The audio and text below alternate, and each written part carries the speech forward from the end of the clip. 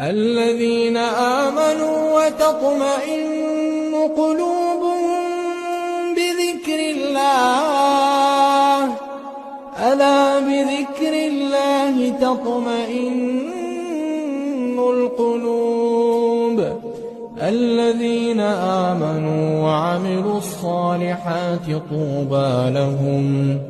طوبى لهم وحسن مآب. السلام عليكم ورحمة الله وبركاته.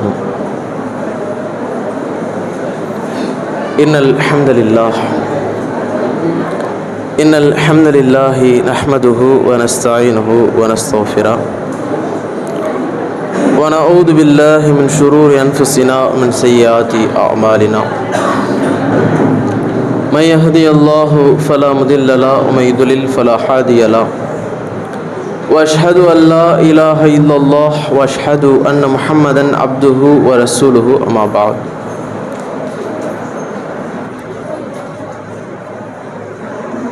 وقال نبينا صلى الله عليه وسلم إن أصدق الحديث كتاب الله وأحسن الحديث محمد صلى الله عليه وسلم وشر الأمور محدثاتها وكل محدثة بدعة وكل بدعة ضلالة وكل ضلالة في النار.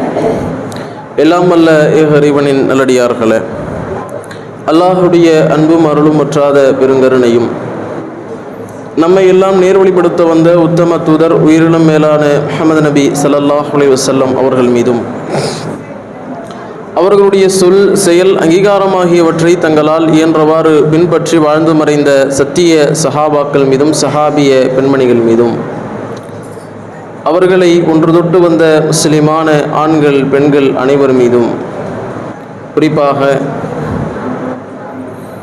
சிறப்பு வாய்ந்த இரவு தொழுகையை தொழுதுவிட்டு இங்கே குழுமியிருக்கக்கூடிய நம்மவர்கள் மீதும் என்றென்றும் நின்று நிலவட்டுமாக என்கிற பிரார்த்தனையோடு இந்த உரையினை ஆரம்பம் செய்கின்றோம். எல்லாம் வல்ல இறைவனின் நல்லடியார்களே, இறைவனுடைய மிக பெரும் உதவியால் தொடர்ந்து முஸ்லிம்களின் வாழ்வும் மரணமும் என்கிற தலைப்பின் கீழாக முஸ்லிம்களாக வாழ்ந்து மரணித்த பல நல்லடியார்களுடைய வாழ்க்கை வரலாற்றை அறிந்து வருகிறோம். அந்த வரிசையில் இன்றைய தினம் நாம் அறிந்து கொள்ளக்கூடிய தோழர் சஅத் பின் அபி வக்காஸ் என்று சொல்லக்கூடிய ஒரு உன்னத தோழருடைய வரலாற்றை தான் அறிந்து கொள்ள இருக்கிறோம். சஅத் பின் அபி வக்காஸ் ரதியல்லாஹு அன்ஹு அவர்களை பொறுத்தவரையில் இவர்களும் ஆரம்பத்திலேயே இஸ்லாத்தை ஏற்றுக்கொண்ட ஒரு தோழராக இருக்கிறார். புகாரியில் நீங்கள் பார்க்கலாம், ஆரம்பத்தில் இஸ்லாத்தை ஏற்ற மூவரில் ஒருவராக நான் இருந்தேன் என்று அவர்கள் சொல்லக்கூடிய வகையில் ஆரம்பத்தில் இஸ்லாத்தை ஏற்றுக்கொண்ட ஒரு இளம் வயது, அந்த நேரத்தில் இளம் வயதிலேயே இஸ்லாத்தை வாழ்க்கை நெறியாக ஏற்றுக்கொண்ட ஒரு தோழராக இருக்கிறார். அப்படிப்பட்ட இந்த சஅத் பின் அபி வக்காஸ் ரதியல்லாஹு அன்ஹு அவர்கள் இறைவனுடைய அன்பையும் இறைவனுடைய தூதர் நபிகளாருடைய அன்பையும் பெற்ற ஒரு தோழராக இருக்கிறார். அல்லாஹுடைய தூதர் நபிகளாரே அஷ்ரத்துல் முபஷ்ஷரா என்று சொல்லக்கூடிய 10 நன்மாராயம் சொல்லப்பட்ட, சுவனத்திற்கு நன்மாராயம் சொல்லப்பட்ட தோழர்களில் ஒருவராக இந்த சஅத் பின் அபி வக்காஸ் ரதியல்லாஹு அன்ஹு அவர்கள் இருக்கிறார்கள். அவ்வளவு சிறப்புகளுக்குரிய பல அந்தஸ்துகளுக்குரிய தோழராக இந்த சஅத் பின் அபி வக்காஸ் ரதியல்லாஹு அன்ஹு இருக்கிறார்கள். ஆரம்பத்தில் இஸ்லாத்தை ஏற்று கடுமையான பல எதிர்ப்புகளை சந்தித்த ஒரு தோழராகவும் இவர்கள் இருக்கிறார்கள். ஊர் ஒதுக்கி வைக்கப்படக்கூடிய அளவிற்கு, நம்மளாம் சமூக பணிஷ்காரம் என்று சொல்லக்கூடிய இஸ்லாத்தை தௌஹீதை ஏற்று வாழக்கூடியவர்களுக்கு ஊரை விட்டு ஒதுக்கி வைக்கிறோம் அப்படிங்கிற நிகழ்வு ஒரு சில வருடங்களுக்கு முன்பாக நம்ம எங்கேயாவது கேள்விப்பட்டிருப்போம். ஆனால் நம்ம இப்போ வாழக்கூடிய பகுதியில் அப்படிலாம் இருக்குதான்னு கேட்டால் அப்படிலாம் கிடையாது.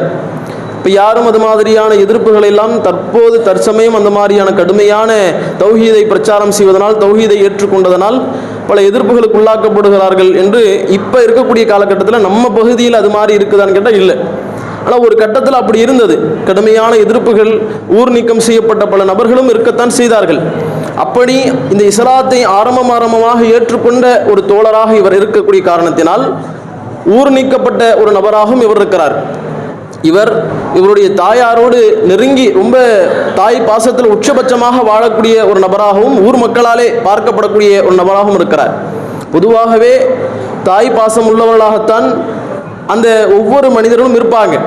அப்படி இவருடைய தாய் பாசம் என்பது ஒருபடி மேலே என்று சொல்லத்தக்க வகையில் எல்லோராலும் பார்க்கப்பட்ட வகையில் ஒரு நபராக இவர்களும் இவருடைய தாயாரும் இருந்திருக்கிறாங்க. அப்போ இவர்கள் இஸ்லாத்தை ஏற்றுக்கொண்ட காரணத்தினால் இவருடைய தாயார் கடுமையான முறையில் எதிர்க்கிறாங்க. கடுமையான பாசத்தோடு இருந்தவர்கள் இப்படி என்னுடைய மகன் மதம் மாறிவிட்டானே என்கிற அந்த இயக்கத்தில் கடுமையான எதிர்ப்புகளை வெளிப்படுத்துகிறாங்க. எந்த அளவுக்கு என்றால் இந்த பாசத்தை வச்சே பிளாக்மெயில் பண்ணுறாங்க. நீங்கள் இஸ்லாத்தை விட்டு வெளியே வரவில்லை என்றால் நான் இனிமே எந்த உணவையும் எந்த பானத்தையும் குடிக்க மாட்டேன், சாப்பிட மாட்டேன் அப்படிங்கிற மாதிரி கடுமையான முறையில் அவங்கள பிளாக்மெயில் பண்ணுறாங்க. அப்போ அவர்களும் பார்க்குறாங்க, சாத் பின் அபி வக்காஸ் ரலியல்லாஹு அன்ஹு சில நாட்கள் பார்க்குறாங்க, சரி விட்டுருவாங்க, நம்மளை பெரிய அளவுக்கு இது மாதிரி டார்ச்சர் பண்ண மாட்டாங்க, கொஞ்ச நாள் இப்படி சொல்லுவாங்க, அதுக்கப்புறம் விட்டுருவாங்க அப்படின்னு பார்க்குறாங்க. ஆனால் திரும்ப திரும்ப இதை சொல்லிக்கிட்டே இருக்கிறாங்க. உங்களுடைய மார்க்கம் அதுதான் சொல்லுது அப்படிங்கிறதையும் ஒருபடி மேலே சொல்கிறாங்க. தாய் தந்தையை அவர்கள் சொல்லக்கூடிய பேச்சுக்களை நீங்கள் கேட்க வேண்டும் என்று உங்களுடைய மார்க்கம் சொல்லவில்லையா? அப்போ உங்களுடைய மார்க்கம் சொல்வதை நீங்கள் கேட்க மாட்டீங்களா? அப்போ நான் சொல்கிறேனே அதுலேருந்து வெளியே வந்துருங்க அப்படின்லாம் அவங்க இஸ்லாத்தை வச்சே இஸ்லாத்துக்கு எதிராக பிளாக்மெயில் பண்ணுறாங்க. இப்படி செய்யக்கூடிய சமயத்தில் இவர்கள் அல்லாஹுடைய நபியல்லாரத்தில் இந்த மாதிரிலாம் என்னுடைய தாயார் இந்த மாதிரி சொல்கிறாங்க அப்படிங்கிற செய்தியெல்லாம் சொல்கிறாங்க. இப்படி சொல்லக்கூடிய நேரத்தில் ஒரு கட்டத்தில் அல்லாஹ்வே இது சம்பந்தமாக வசனத்தை இறக்கி வைக்கின்றான்.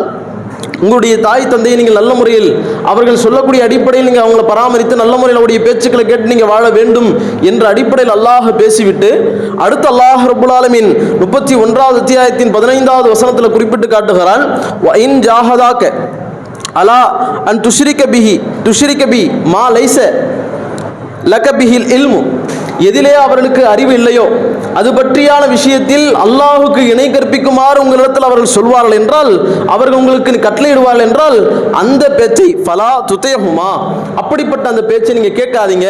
இஸ்லாத்துக்கு எதிராக உங்களுடைய தாய் தந்தை சொன்னாலும் அந்த விஷயங்களில் நீங்கள் அவர்களுக்கு அடிபணிய கூடாது. நீங்கள் தாய் தந்தையை நல்ல முறையில் பராமரிக்க வேண்டும். அவர்கள் சொல்லக்கூடிய விஷயங்களை கேட்டு அதன் அடிப்படையில் உங்களுடைய வாழ்க்கை அமைத்துக் கொள்ள வேண்டும். ஆனால் இது மாதிரி இஸ்லாத்துக்கு எதிராக அல்லாஹுடைய நபியல்லாஹுடைய வார்த்தைகளுக்கு எதிராக நீங்கள் நடக்க வேண்டும் என்று அவர்கள் சொன்னால் அதில் நீங்கள் கட்டுப்படக்கூடாது என்று இந்த சாத் பின் அபி வக்காஸ் ரலியல்லாஹு அன்ஹு தொடர்பான அந்த விஷயத்தில் அல்லாஹ் வசனத்தை இறக்கி வைத்து அவர்களுக்கு கட்டுப்பட வேண்டாம். அவங்க எந்த மாதிரியான நிலைக்கு போனாலும் பரவாயில்ல, நீங்க கட்டுப்படாதீங்க. அவங்க பார்க்குறாங்க, சொல்லி பார்க்குறாங்க, அதுக்கு மேலே இவர் கட்டுப்பட மாட்டாரு, இவர் பேச்சை கேட்க மாட்டார் அப்படிங்கிற அடிப்படையில் அவர்களும் விட்டுவிடுகிறார்கள் அப்படிங்கிற செய்திகளை நம்மால் பார்க்க முடிகிறது. இப்போ எந்த அளவுக்கு இந்த சாத் பின் அபி வக்காஸ் ரலியல்லாஹு அன்ஹு இன்னைக்கெல்லாம் அந்த மாதிரியான பாசத்தின் ரீதியாக நாம் ஏதாவது இது மாதிரி மார்க்க விஷயங்களில் ஏதேனும் சில சோதனைகள் ஏற்படுத்தப்பட்டால் அந்த விஷயங்களை நம்ம எந்த மாதிரி இருக்கிறோம்? அம்மா சொல்லிட்டாங்க மீறி வர முடியல, பாப்பா சொல்லிட்டாங்க அதுலேருந்து மீறி வர முடியல என்று இது மாதிரியான விஷயங்களில் மார்க்கத்தை நாம் விட்டு விடுகிறோம். இறைவனுடைய வார்த்தைகளை நாம் தட்டி கழித்து விடுகிறோம். அல்லாஹ்வுடைய நபிகளாருடைய பொன்மொழியை ஹதீஸை தூக்கி எறிந்து விடுகிறோம். ஆனால் இந்த சாத் பின் அபி வக்காஸ் ரலியல்லாஹு அன்ஹு அவர்கள் தாயினுடைய பேச்சை கேட்டு வாழ்வதில் ஊர் மக்கள் எல்லாம் பார்த்து அபூர்வப்பட்ட ஒரு நபராக இருக்கிறார். இருந்த போதிலும் இறைவனுக்கு மேலாக கிடையாது, இறைவனுடைய தூதருக்கு மேலாக கிடையாது, அவர்கள்தான் முதன்மையானவர்கள் என்பதை தன்னுடைய வாழ்க்கையில் நிலைநாட்டிய ஒரு தோழராக இந்த சாத் பின் அபி வக்காஸ் ரலியல்லாஹு அன்ஹு அவர்கள் இருந்திருக்கிறார்கள் அப்படிங்கிற செய்திகளை பார்க்க முடிகிறது. எந்த அளவுக்கு என்றால் மக்காவில் அந்த ஆரம்பமாக இஸ்லாத்தை ஏற்றுக்கொண்ட அந்த நபர்களில் இவங்க இருக்கக்கூடிய காரணத்தினால் கடுமையான எதிர்ப்புகளை அவங்க வெளிப்படுத்துகிறாங்க. ஒரு சமயத்தில் அந்த இணை வைப்பாளர்கள், நீங்கள் புகாரியில் இந்த செய்தியை பார்க்கலாம், இணை வைப்பாளர்கள் என்ன செய்கிறாங்கன்னா அல்லாஹ்வுடைய நபியல்லாஹ்ட்ட ஒப்பந்தம் பேசுகிறாங்க. அப்போ சாத் பின் அபி வக்காஸ் இப்னு மஸ்ஊத் ரலியல்லாஹு அன்ஹு அவர்கள் ஹுதைல் குலத்தை சார்ந்த ஒரு நபர் இருக்கிறார். அதே மாதிரி பிலால் ரலியல்லாஹு அன்ஹு இருக்கிறாங்க. இது அல்லாத பெயர் குறிப்பிடாத 2 பேரும் இருக்கிறாங்க, 6 பேர் இருக்கிறாங்க. இப்படி இருக்கக்கூடிய நேரத்தில் இணை வைப்பாளர்களோடு அல்லாஹ்வுடைய நபியல்லாஹ் பேசிக்கிட்டு இருக்கிறாங்க. இஸ்லாத்தை ஏற்றுக்கங்க, இஸ்லாத்தை மார்க்க நெறியாக நீங்கள் பின்பற்ற வேண்டும் என்கிற அடிப்படையில் அந்த முக்கியமான நபரிடத்தில் பேசி கொண்டிருக்கிறார்கள். அப்போ அவங்க சொல்லக்கூடிய பதில் என்ன தெரியுமா? இது மாதிரி ஏழைகள், தாழ்த்தப்பட்டவர்கள், அடிமைகளாக இருக்கக்கூடியவர்கள், இவங்களை எல்லாம் நீங்க விரட்டி விட்டால், இவங்களையும் எங்களையும் ஒன்று சேர்க்காம அவங்கள தனியா நீங்க வச்சுக்கோங்க, எங்களை நீங்க தனியாக நீங்கள் பார்ப்பீர்கள் என்றால் நாங்கள் ஏற்றுக்கொள்ள தயார் அப்படிங்கிற மாதிரி ஒப்பந்தம் பேசுறாங்க. இப்படி ஒப்பந்தம் பேசக்கூடிய சமயத்தில் அல்லாஹ் ரப்பல் ஆலமீன், அல்லாஹ்வுடைய நபி எல்லாரும் எண்ணுகிறார்கள், இஸ்லாத்துக்கு வந்துட்டோம், அதுக்கப்புறம் நம்ம இவங்களை சரி பண்ணிக்கலாம், இவங்களை எப்படியாவது நம்ம மாத்திக்கலாம் அப்படின்னு அல்லாஹ்வுடைய நபிகள் எல்லாரும் ஒரு சமயத்தில் எண்ணுகிறார்கள். அல்லாஹ் வசனத்தை இறக்குகிறான். அல்லாஹ் ரப்பல் ஆலமீன் 5வது அத்தியாயம் 67வது வசனத்தை இறக்குகிறான். அதே சமயத்தில் இறக்குகிறான், வலா தர்தத்துல்லதீன எதோட ரப்பஹும் பில் கதுவத்தில் வஷியா, யார் இரவிலும் மாலையிலும் காலையிலும் அல்லாஹுடைய யுரீதுன வஜ்ஹு, அல்லாஹுடைய முகத்தை நாடி அல்லாஹ்வை அழைத்து பிரார்த்தனை செய்யக்கூடியவர்களாக நன்மக்களாக இருக்கிறார்களோ அப்படிப்பட்ட மக்களை நீங்கள் ஒருபோதும் விரட்டக்கூடாது. அவங்க அல்லாஹ்வுக்காக வந்தவங்க, அல்லாஹுடைய மார்க்கத்திற்காக, இறைவனுடைய திருப்தியை நாடி, இறைவனுடைய முகத்தை நாடி வந்தவர்கள் அந்த தோழர்கள். அப்படிப்பட்டவர்களை நீங்கள் ஒருபோதும் விரட்டி அடிக்க கூடாது. மா அலைக்க மின் ஹிசாபிஹிம் மின் ஷையின், அவர்களுடைய விசாரணை உங்களுக்கு ஒண்ணுமே கிடையாது. அவங்களை பற்றியாக நீங்க எந்த விதமாக அவங்க ஏன் இஸ்லாத்தை ஏத்துக்கல அந்த மாதிரியான விசாரணை உங்களுக்கு கிடையாது. அதனால இவர்களை நீங்கள் அவர்களுக்காக வேண்டி விரட்டி விடாதீர்கள் என்று அல்லாஹ் ரப்பல் ஆலமீன் சொல்லி காட்டுகிறான். சொல்லிட்டு அந்த வசனத்தினுடைய இறுதியில் சொல்றான், ஃபதகூன மினல் லாதிமீன், ஒருவேளை நீங்கள் அவர்களை விரட்டி விடுவீர்கள் என்றால், அவங்களுடைய பேச்சை கேட்டு உங்களை இஸ்லாத்துக்கு ஏற்று வந்துட்டோம், அதுக்கப்புறம் அவங்க சரி பண்ணிக்கலாம் அப்படின்னு ஒருவேளை நீங்க திருத்திடலாம் அப்படிங்கிற நோக்கத்தில் இவங்களை விரட்டி விட வேண்டும் என்று நீங்கள் யோசிப்பீர்கள் என்றால், விரட்டி விடுவீர்கள் என்றால் நபியே நீங்கள் அநியாயக்காரராக மாறிவிடுவீர்கள் என்று அல்லாஹ் ரப்பல் ஆலமீன் அல்லாஹ்வுடைய தூதர் நபிகளாரை கண்டிக்கின்றார். யோசிச்சு பாருங்க எந்த அளவுக்கு இவருடைய அந்த இறையச்சம் என்பது. இந்த ஏழைகள் பெரிய பெரிய பணக்காரர்கள் பெரிய அளவுக்கு வெள்ளையரா இருக்க அழகா இருக்கிறாங்க, இவங்க கருப்பினத்தவரா இருக்கிறாங்க, இப்படி பல்வேறு விதமான வேறுபாடுகள். இவர் அரபி பேசக்கூடியவர், இவர் அரபி பேசாதவர், இவர் ஜாஹில் என்றெல்லாம் பல்வேறு விதமான ஏற்றத்தாழ்வுகள் இருந்தது. எல்லா ஏற்றத்தாழ்வுகளுக்கும் மத்தியிலே அல்லாஹ்வுடைய நபிகளார் சொன்னார்கள், இந்த ஏற்றத்தாழ்வுகள் எல்லாம் இஸ்லாத்தில் கிடையாது. இந்த ஏற்றத்தாழ்வு என்று ஒன்று இருக்கிறது என்றால் எல்லா பித்தக்வா, இறையச்சத்தின் அடிப்படையில் தான் ஏற்றத்தாழ்வு. யார் இறையச்சத்தை உடையவராக இருக்கிறார்களோ, இறையச்சத்தை அல்லாஹ்வுடைய பயத்தை கொண்டவராக இருக்கிறாரோ அவர்தான் இறைவனிடத்தில் சிறந்தவர் என்று அல்லாஹ்வுடைய நபிகளார் சொன்ன அந்த நேரத்தில் இது மாதிரியான அந்த மக்களுக்கு மத்தியில் ஏற்றத்தாழ்வு கிடையாது, அவங்க எல்லாம் இறையச்சத்தில் உயர்ந்தவர்கள் என்கிற அந்த சான்றிதழை அல்லாஹ் ரப்பல் ஆலமீன் சொல்லக்கூடிய அந்த செய்திகளை நம்மால் பார்க்க முடிகிறது. அந்த அளவுக்கு இந்த சஅத் பின் அபி வக்காஸ் என்று சொல்லக்கூடிய சஹாபி சிறந்த ஒரு நபராக, இறைவனால் பாராட்டப்பட்ட, இறைவனால் நன்மதிப்பு பெற்ற ஒரு நபராக இருக்கிறார் என்பதை நம்ம பார்க்க முடிகிறது. இன்னும் ஒரு நேரத்தில் அல்லாஹ்வுடைய நபிகளார் ஹீரா கோகையில் அங்க இருக்கிறாங்க.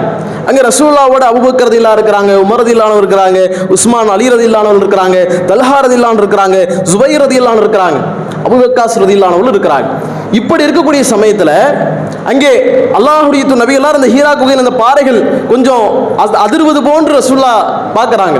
அப்படி பார்க்கும்போது அல்லாஹ்வுடைய நபிகளார் சொல்றாங்க இந்த ஹீரா மலையை பார்த்து, ஹீராவே நீ இங்கே அதிராதே, இங்கே உனக்கு மேலாக நபி இருக்கிறார், சித்திக் இருக்கிறார், ஷஹீதுகள் இருக்கிறார்கள் என்று அல்லாஹ்வுடைய நபிகளார் சொன்னதாக இந்த செய்தி, இந்த நபி தோழர்களை பார்த்து சிறப்பிற்குரியதாக அல்லாஹ்வுடைய நபிகளார் சொன்னதாக நம்ம முஸ்லீம் போன்ற ஹதீஸ் கிரந்தங்களில் பார்க்க முடிகிறது. இந்த அளவுக்கு சிறப்பிற்குரியவராக இந்த அபீ வக்காஸ் ரலியல்லாஹு அன்ஹு இருக்கிறாங்க. எந்த அளவுக்கு இருக்கிறாங்கன்னா, அல்லாஹ்வுடைய நபிகளாருக்கு எந்த நேரத்திலும் அவரை பாதுகாக்கக்கூடிய ஒரு காப்பாளராகவும் இவர்கள் இருக்கிறாங்க. எந்த அளவுக்கு என்றால், ஆரம்பமாக அல்லாஹ்வுடைய தூதர் நபிகள் நாயகம் ஸல்லல்லாஹு அலைஹி வஸல்லம் அவர்கள் மக்காவிலிருந்து மதீனாவுக்கு சென்றதுக்கு பிறகு அங்கே ஒரு அச்சுறுத்தலை பார்க்குறாங்க. ரசூலுல்லாஹ்வை அவங்களை கொல்ல வேண்டும் என்பதற்காகவே பல்வேறு விதமான சதித்திட்டங்கள் நடந்தது. அங்கே மக்காவிலிருந்து மதீனாவுக்கு ஹிஜ்ரத் செஞ்சு வராங்க. யார் முகமதை உயிரோடு கொண்டு வருகிறாரோ அவங்க இத்தனை ஒட்டகங்கள் பரிசு, யார் தலையை கொய்து வருகிறார்களோ அவர்களுக்கு இத்தனை ஒட்டகங்கள் பரிசு என்று அங்கே அறிவிப்புகள் ஓடிக்கொண்டிருந்தது. ரசூலுல்லாஹ் கடுமையான நெருக்கடியோடு தான் ஹிஜ்ரத் பயணத்தை மேற்கொண்டார்கள். அப்படிப்பட்ட சமயத்தில் மதீனாவுக்கு வந்ததற்கு பிறகும் அல்லாஹ்வுடைய நபிகளார் அந்த பாதுகாப்பு விஷயத்தில் ரொம்ப கவனமா இருந்தாங்க. அப்ப அல்லாஹ்வுடைய நபிகளாருடைய அந்த கவனம் எல்லாம் நைட்ல தூக்கம் கூட வர முடியாம சில நேரங்கள் அல்லாஹ்வுடைய நபிகளார் பாதுகாப்பு நம்ம சரியான முறையில் பாதுகாப்பாக தான் இருக்கிறோமா என்ற ஒரு யோசனையில ரசூலுல்லாஹ் இருந்தாங்க. அப்படி யோசித்துக் கொண்டே இருக்கக்கூடிய சமயத்தில் இந்த சஅத் பின் அபீ வக்காஸ் ரலியல்லாஹு அவர்கள் அந்த நேரத்தில் ரசூலுல்லாஹ் யோசிச்சுக்கிட்டே இருக்கிறாங்க. அந்த மாதிரியான அந்த யாராவது வந்துருவாங்க, யாராவது நமக்கு நம்முடைய உயிருக்கு ஆபத்து இருக்கிறதோ அப்படிங்கிற யோசனையோடு ரசூலுல்லாஹ் இருக்கக்கூடிய சமயத்தில் வெளியில சவுண்ட் வருது. ஆயுதங்களை தூக்குற மாதிரி ஒரு சவுண்ட் வருது, ஆயுதங்களோடு யாரோ நடமாடுவது போன்ற சவுண்ட் வருது. அப்ப ரசூலுல்லாஹ் யார் அது அப்படின்னு கேட்கறாங்க. அப்படி கேட்கப்படக்கூடிய நேரத்தில் சாது பின் அபி வக்காஸ் ரலியல்லாஹு சொல்றாங்க, நான் தான் அல்லாஹ்வுடைய தூதரே, நான் உங்களை பாதுகாப்பதற்காக. இவர் அம்பு எய்வதில் தேர்ச்சி பெற்ற ஒரு நபராக இருக்கிறார். அப்படிப்பட்ட சமயத்தில் அம்புகளையும் வில்களையும் வைத்துக்கொண்டு தயாரோடு எதிரிகள் வந்துவிடக்கூடாது, நபிகள்லாருக்கு அரவணைப்பாக இருக்க வேண்டும் என்கிற அடிப்படையில் நபிகள்லாருடைய வீட்டினுடைய முற்றத்தில் நின்று அங்கே அல்லாஹ்வுடைய தூதர் நபிகள்லாரை பாதுகாக்கக்கூடிய ஒரு நபராக இந்த சாது பின் அபி வக்காஸ் ரலியல்லாஹு இருக்கிறாங்க. ரசூலுல்லாஹ் ரொம்ப நேசிச்சாங்க, நபிகள்லாரை மிகவும் விரும்பினார்கள். அப்படிப்பட்ட நிலை எந்த அளவுக்கு என்றால், உஹது போர்க்களத்தில் இந்த கடுமையான குறைஷிகள், அந்த முஷ்ரிக்கீன்களுக்கு எதிரான அந்த யுத்தத்தில் கடுமையான நடவடிக்கைகள், ரசூலுல்லாஹி ஸல்லல்லாஹு அலைஹி வஸல்லம் அவர்களுடைய சடவாய்ப்பற்கள் உடைக்கப்படுகிறது, தாடை உடைக்கப்படுகிறது. அந்த சமயத்தில் அல்லாஹ்வுடைய தூதர் நபிகள்லாருக்கு அரணாக நின்ற இந்த முஹாஜிர்கள் அன்சாரிகளில் உள்ளவர்கள் இந்த சாது பின் அபி வக்காஸ் ரலியல்லாஹு அன்ஹு உள்ளவர்கள். ரெண்டு முஹாஜிர்கள் இருக்கிறாங்க. தல்ஹத் இப்னு உபைதுல்லா என்று சொல்லக்கூடிய இன்னொரு சஹாபியும் இதே சாது பின் அபி வக்காஸ் அவர்களும் இருக்கிறாங்க. இங்க அம்பு எய்வதில் தேர்ச்சி பெற்றவராக இருக்கிறாங்க. அல்லாஹ்வுடைய நபிகள்லார் உங்களுடைய அம்புகளையும் இந்த சாது ரலியல்லாஹு அன்ஹுவுக்கு கொடுங்கள், அவருக்கு உதவுங்கள் என்று சொல்லி அல்லாஹ்வுடைய நபிகள்லார் மற்றவருடைய அம்புகளையும் வாங்கி இந்த சாது ரலியல்லாஹு அன்ஹு கொடுத்தார்கள் என்று சொல்லக்கூடிய அளவிற்கு அந்த செய்திகளை பார்க்க முடிகிறது.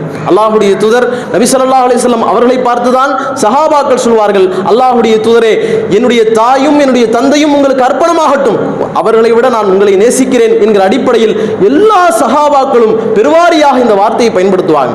அப்படிப்பட்ட அந்த வார்த்தையை அல்லாஹ்வுடைய தூதர் நபிகள்லார் ஒரு சஹாபியை பார்த்து பயன்படுத்துகிறார் என்றால் இந்த சாது பின் அபி வக்காஸ் ரலியல்லாஹு அன்ஹுவை பார்த்து பயன்படுத்தினார்கள்.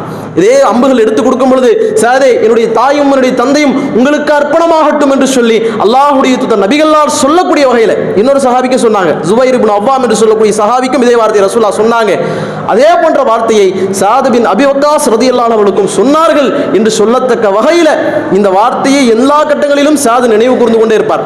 அல்லாஹ்வுடைய தூதர் நபிகள்லார் அவருடைய தாய் தந்தையை விட என்னை நேசித்தார்கள், இந்த வார்த்தையை அல்லாஹ்வுடைய தூதர் நபிகள்லார் இடத்துல சொன்னார்கள் என்கிற செய்தி அவளுக்கு மிகப்பெரிய பிரமிப்பு மிக்கதாக, மிகப்பெரிய அளவுக்கு அது அவருடைய மனம் மகிழ்ச்சிக்குரியதாக அந்த வார்த்தை இருந்தது அப்படிங்கிறத நம்மால் பார்க்க முடிகிறது. அந்த அளவுக்கு சாது பின் அபி வக்காஸ் ரலியல்லாஹு அவர்கள் சிறப்பிற்குரிய நபராக பார்க்கப்பட்டார்கள் என்பதை நம்ம பார்க்க முடிகிறது. எந்த அளவுக்கு இவங்க போர்க்களத்தில் கஷ்டப்பட்டு இருக்கிறாங்கன்னா, ஆரம்ப கட்டங்களில் பல நேரங்களில் அந்த போர்கள் நடக்கும் பொழுது உணவு இருக்காது, சாப்பிடுவதற்கு உணவு இருக்காது. உணவு இல்லாமல் பல போர்க்களங்கள், கடினமான சூழ்நிலையில் அந்த போர்க்களங்கள் கழித்திருக்கிறாங்க. அதில் சாது பின் அபி வக்காஸ் ரலியல்லாஹு அன்ஹு சொல்கிறாங்க, நாங்கள் ஒரு பயணத்துக்கு போகும் பொழுது உண்ண உணவே இல்லாமல் இலைகளை எடுத்து தண்ணீரில் நாங்கள் அதை கரைத்து குடித்தோம், அதை சாப்பிட்டோம்.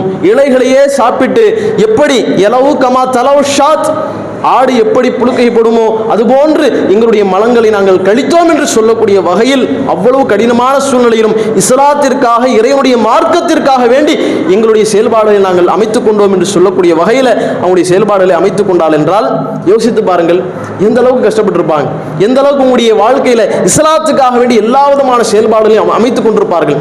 தாய் சொன்னாலும் அல்லாஹ் சொல்வதுதான் முக்கியம் எனக்கு என்று சொல்லக்கூடிய வகையில் தன்னுடைய வாழ்க்கை அமைச்சுக்கிட்டாங்க. யாருக்காகவும் என்னுடைய வார்த்தை, அல்லாஹுடைய வார்த்தைகள் நான் விட்டு தர மாட்டேன், என்னுடைய வாழ்க்கையில் நான் அல்லாஹ் சொல்லக்கூடிய அடிப்படையில் தான் வாழ்வேன், யாருக்காகவும் எவருக்காகவும் என்னை நான் மாற்றிக்கொள்ள மாட்டேன், அல்லாஹுக்காக வேண்டியே வாழ்வேன் என்ற ஒட்டுமொத்த செயல்பாடுகளையும் அமைத்துக் கொண்ட ஒரு உத்தம தோழராக இந்த தோழர் இருந்திருக்கிறார் அப்படிங்கிற செய்திகளை நம்ம பார்க்க முடிகிறது. எந்த அளவுக்கு இருக்கிறாங்கன்னா, சாது ரலியல்லாஹு அவர்கள் மக்காவுக்கு வராங்க. அந்த மக்கா வெற்றி அந்த சமயத்தில், அப்படி வரக்கூடிய சமயத்தில் கடுமையான நோய்வாய்ப்பட்டு சக்கராத்துடைய நிலையை அடையக்கூடிய வகையில் மௌத்தாயிருவாங்க அப்படின்னு சொல்லக்கூடிய வகையில் கடுமையான நோய்வாய்ப்படுகிறார்கள். ரசூலுல்லாஹும் அபூபக்கர் ரலியல்லாஹு அப்பப்போ போய் பார்க்குறாங்க சாது ரலியல்லாஹு அவர்களை, எப்படி இருக்கிறாங்க, எந்த மாதிரி அவங்களுடைய சூழ்நிலை எப்படி இருக்குது அப்படின்னு ரசூலுல்லாஹ் போய் பார்க்குறாங்க. அப்படி பார்க்கக்கூடிய சமயத்தில் அந்த நேரத்தில் அல்லாஹ்வுடைய நபிகள்லாஹு அவருடைய இயக்கம் எப்படி இருக்கு பாருங்க. அவருடைய சொந்த ஊர் மக்கா இருந்தாலும் நாம் ஹிஜ்ரத் செய்து மதீனாவுக்கு சென்று விட்டோம், மதீனா தான் நம்முடைய ஊர் என்று ஆகிவிட்டது. நான் இப்போ இந்த மக்காவில் மௌத்தா போயிட்டா என்னுடைய ஹிஜ்ரத்துடைய நன்மை இல்லாமல் போயிருமோ அப்படின்னு அந்த நேரத்தில் அல்லாஹ்வுடைய நபிகள்லாஹு இடத்துல ஏக்கமாக சொல்கிறார்கள். அல்லாஹ்வுடைய இந்த ஊரில் நான் மௌத்தா போயிட்டா என்னுடைய நன்மைகள் இல்லாமல் போயிருமோ அப்படின்னு சொல்லி அல்லாஹ்வுடைய நபிகள்லாஹு இடத்துல ஏக்கமாக சொல்கிறார் என்றால் எந்த அளவுக்கு மார்க்க ஈடுபாடு யோசிச்சு பாருங்க. நம்ம யோசிக்கிறோம், நம்ம ஊரில் தான் மௌத்தா போகணும், எங்கே போனாலும் நம்முடைய ஊரில் நம்ம மௌத்தாக்கப்பட்டு அங்கே நம்ம அடக்கம் செய்யப்பட வேண்டும் என்றெல்லாம் நம்முடைய ஒவ்வொருத்தரும் சென்டிமெண்ட் இருக்கும். ஆனால் அவங்க சென்டிமெண்ட் எப்படி வச்சாங்க தெரியுமா? மார்க்கத்துக்காக தங்களுடைய சென்டிமெண்ட்டை மாற்றினாங்க. தங்களுடைய அந்த எல்லா விதமான காரியங்களையும் இஸ்லாத்துக்காக வேண்டி அமைத்துக் கொண்டார்கள். அப்படிங்கிற அந்த செயல்பாடுகள் பார்க்க முடியும். நன்மைகளை இழந்துவிடக் கூடாது என்பதை அவங்க யோசிச்சாங்க. அந்த மரண தருவாயில அல்லாஹ்வுடைய நபிகளார் அவங்களுக்காக வேண்டி ஒரு சிறப்பான துவா செய்கிறாங்க. அப்படி சாதுக்கு அல்லாஹ் ஆயுளை அதிகப்படுத்தி தர வேண்டும் என்கிற அடிப்படையில் அல்லாஹ்வுடைய நபிகளார் தண்ணீரை எடுத்து அவருடைய அந்த வயிற்றில் தடவி விடுகிறார்கள் அப்படிங்கிற செய்தியை பார்க்க முடிகிறது. அப்போ ரசூலுல்லாஹ் அதை செய்கிறாங்க. அப்போ சாது ரலியல்லாஹு அவர்கள் அந்த நேரத்தில் மார்க்க ஈடுபாடு பாருங்க, மார்க்கத்துக்காக வேண்டி தன்னுடைய பொருளாதாரத்தை எடுத்துக் கொடுக்க வேண்டும் என்கிற அந்த வேட்கை பாருங்கள். ரசூலுல்லாஹ் சொல்றாங்க, அல்லாஹ்வுடைய தூதரே, என்னுடைய பொருளாதாரம் அதையெல்லாம் நான் அல்லாஹ்வுடைய பாதையில் கொடுத்து விடுகிறேன். உயிரோடு இருப்பானா இல்லையான்னு தெரியாது, என்னுடைய பொருளாதாரத்தை நான் அல்லாஹ்வுடைய பாதையில் தூக்கி கொடுத்துட்றேன் என்று வசியத் செய்கிறார்கள். அப்போ அல்லாஹ்வுடைய நபியல்லாஹ் சொல்கிறார்கள், அப்படி செய்யக்கூடாது சாதே என்று அல்லாஹ்வுடைய நபியல்லாஹ் சொல்றாங்க. அல்லது என்னுடைய பொருளாதாரத்தில் 2 பங்கு கொடுத்துறேனே அப்படின்னு சொல்றாங்க. கூடாது, அது செய்யக்கூடாது என்று அல்லாஹ்வுடைய நபியல்லாஹ் தடுக்கிறாங்க. மீண்டும் அல்லாஹ்வுடைய நபியல்லாஹ்ல ஒரு அரைப்பகுதியாவது நான் கொடுத்துறேனே, பாதியாவது கொடுத்துறேனே அப்படின்னு சொல்றாங்க. கூடாது அப்படின்னு சொல்றாங்க. அல்லது 1/3 நான் கொடுத்து விடுகிறேனே, சுலுஸ் 1/3 கொடுக்கிறேனே அப்படின்னு சொல்றாங்க. அப்படி கேட்கும்போது அல்லாஹ்வுடைய நபியல்லாஹ் சொல்கிறார்கள், அஸ்ஸுலுசு கஸீர், 1/3 கொடுப்பதும் அதிகம்தான் என்று அல்லாஹ்வுடைய நபியல்லாஹ் சொல்லிவிட்டு அதை ஏற்றுக்கொள்கிறார்கள் அப்படிங்கிற செய்தியை பார்க்க முடிகிறது. அதுக்கு அவர் என்ன காரணம் சொல்றாருன்னா, எனக்கு ஒரே ஒரு பொண்ணு மட்டும் தான் இருக்குது, அந்த ஒரு பொண்ணுக்காக தான், அதுக்கு என்ன தேவை அதை எடுத்துக்கிட்டு இது எல்லாத்தையும் கொடுத்துட்றேன் அப்படிங்கிற அடிப்படையில் சொல்கிறார். ரசூலுல்லாஹ் தடுக்கிறாங்க அப்படிங்கிற செய்தியை பார்க்க முடிகிறது. அப்போ அல்லாஹ்வுடைய நபியல்லாஹ் சொல்கிறார்கள், நீங்கள் உங்களுடைய பிள்ளைகளை, வாரிசுகளை கையேந்தக்கூடிய நிலையில விட்டுட்டு போயிடாதீங்க, அவங்களை தன்னிறைவு பெற்றவராக நீங்க விட்டுட்டு போங்க என்று அல்லாஹ்வுடைய நபியல்லார் அதையும் அந்த சாது பின் அபி வக்காஸ் ரலியல்லாஹு அவர்கள் மூலமாகத்தான் இந்த உலகத்திற்கு எடுத்து சொன்னார்கள் அப்படிங்கிற செய்தியை நம்ம பார்க்க முடிகிறது. இப்போ இந்த அளவுக்கு மரண தருவாயிலும் கூட இஸ்லாத்திற்காக நம்முடைய பொருளாதாரத்தை எடுத்து கொடுக்கணும் அப்படிங்கிற சிந்தனை கொண்டவர் ஒரு மனிதராக அந்த சாது பின் அபி வக்காஸ் ரலியல்லாஹு இருக்கிறாங்க. அல்லாஹ்வுடைய தூதர் நபிகளார் சொன்ன சொர்க்கத்திற்குரியவர் என்று சொல்லப்பட்ட வகையில் ஒவ்வொரு விதமான வாழ்க்கையையும் தன்னுடைய செயல்பாடுகளையும் அமைத்துக் கொண்டிருக்கிறார்கள் அப்படிங்கிற செயல்பாடுகள் நிறைய பார்க்க முடிகிறது. இவர்கள் பற்றி இன்னும் ஏராளமான விஷயங்கள் இருக்குது. இவங்களை பற்றி பேசணும், நிறைய சொல்லலாம், நிறைய விதமான செயல்பாடுகளை சொல்லலாம். இறுதியாக அவருடைய மரண தருவாய் அவர்கள் கிட்டத்தட்ட ரசூலுல்லாஹ் அந்த நேரத்தில் அவங்க மௌத்தா போகலை, அந்த நேரத்தில் அவருக்கு மரணம் வரலை, அந்த சக்கராத்துடைய நிலை கடுமையான நோய்வாய் ஏற்பட்டார்கள் என்ற போதிலும் அல்லாஹ்வுடைய நபியல்லாஹ்வுடைய பிரார்த்தனையின் காரணமாக அந்த நேரத்தில் அவங்க மௌத்தா போல. அதற்கு பிறகு பல ஆண்டு காலம் வாழ்கிறார்கள். எந்த அளவுக்கு என்றால் இறுதியாக மரணித்த முஹாஜிர்களில் ஹிஜ்ரத் செய்து வந்தவர்களில் சாது பின் அபி வக்காஸ் தான் என்று சொல்லக்கூடிய வகையில் அந்த அளவுக்கு அவருடைய வாழ்நாளை அல்லாஹ் நீட்டித்து வைத்திருந்தால் இறுதி கட்டமாக அவங்க மௌத்தா போறாங்க. அப்படி மௌத்தா போகக்கூடிய அந்த சமயம், அந்த சக்கராத்துடைய நிலை கிட்டத்தட்ட ஒரு ஹிஜ்ரி 50-55 அந்த நேரங்களில் மௌத்தா போறாங்க. அப்படி மௌத்தா போகும் பொழுது அந்த நேரத்தில் அவங்களுடைய அந்த மரண தருவாயில அவர்கள் இன்பமாக இருக்கிறார்கள், எல்லாம் கவலையா இருக்கிறாங்க. தன்னுடைய மகன், அவருடைய மகன் பக்கத்தில் இருக்கிறாங்க, கவலையோடு இருக்கிறார்கள்.